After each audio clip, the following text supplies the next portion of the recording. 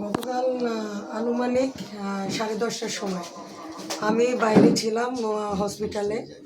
তো আমার ভাড়াটিয়া সে হঠাৎ করে ফোন করে ফোন করে বলতেছে যে আমার বাসায় অতর্কিত এসে ভাঙচুর করতেছে, তারা দেখতেছে।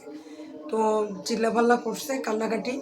এক পর্যায়ে বাহির থেকে লোক আসছে, আশেপাশের যারা আছে তারা পড়ছে।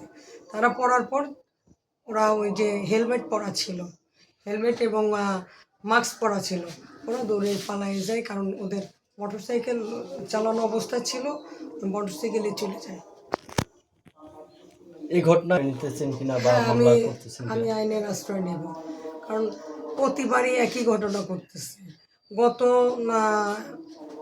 3-4 মাস আগে আমাদের এক যুগ্ম আহ্বায়ক হালিম মির্জার উপর অতর্কিত হামলা করছে। তারপর এরপর জহিরুল ইসলাম লিটু, তিনিও যুগ্ম আহ্বায়ক মহানগর বিএনপির, তার বাসায় হামলা করছে এবং তারও মারধর করে এর আগে। এইসব আমরা কিন্তু কেন্দ্রের কাছে অবহিত করি এবং কেন্দ্র কিন্তু একটা তদন্ত কমিটি দেয়, কিন্তু আদৌ আজ পর্যন্ত আমরা তদন্ত কমিটির কোনো তদন্ত পাইনি এবং কোনো কার্যক্রমও আমরা দেখিনি।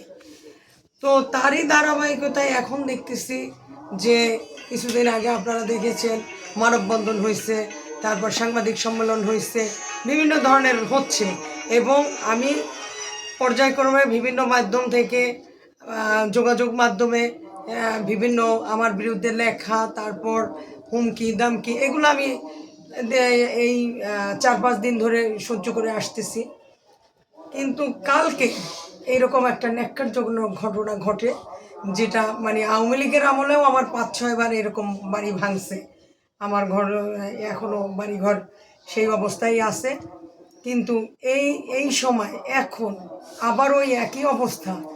মানে এইটা আমি আইনের কাছে, আইনের যারা আছে আইন প্রশাসনকে বলবো যে এটার সঠিক তদন্ত করে তদন্ত সাপেক্ষে সঠিক যেন বিচার করা হয় এবং যারাই এই দোষের সাথে দোষী তাদেরকে যেন আইনের হাতে চিহ্নিত করে সোপর্দ করা হয়।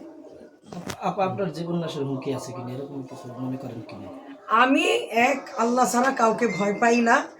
আর কেউ, আমি তো বলছি যে আমাকে বিভিন্ন ধরনের হুমকি দামকি দিয়ে আসতেছে, এগুলো আমি সহ্য করতেছি, কিন্তু এগুলা দিয়ে আমাকে যে আমার সততা থেকে, আমার সঠিক পথ থেকে আমাকে সরাবে, এগুলা কেউ পারবে না। কারণ আপনারা জানেন যে আমি বিগত দিন ধরে, আমি এই 5 তারিখের পর থেকেও আমি কিন্তু এক প্রকার আন্দোলন করে যাচ্ছি।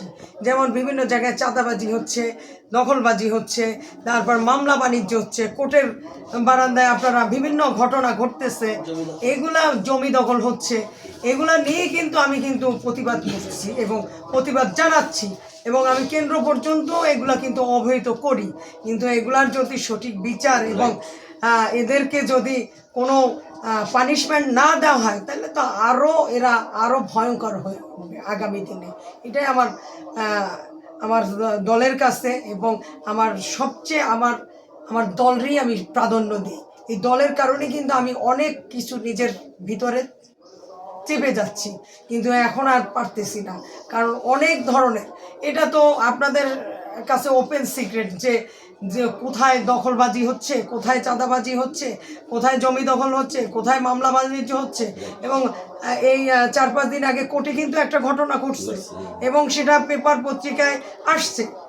তো এইগুলা না ঘটালে তো পেপার পত্রিকায় আসে না।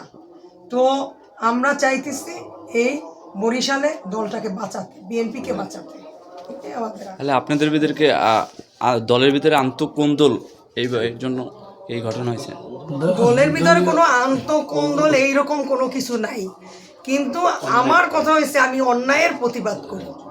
আমি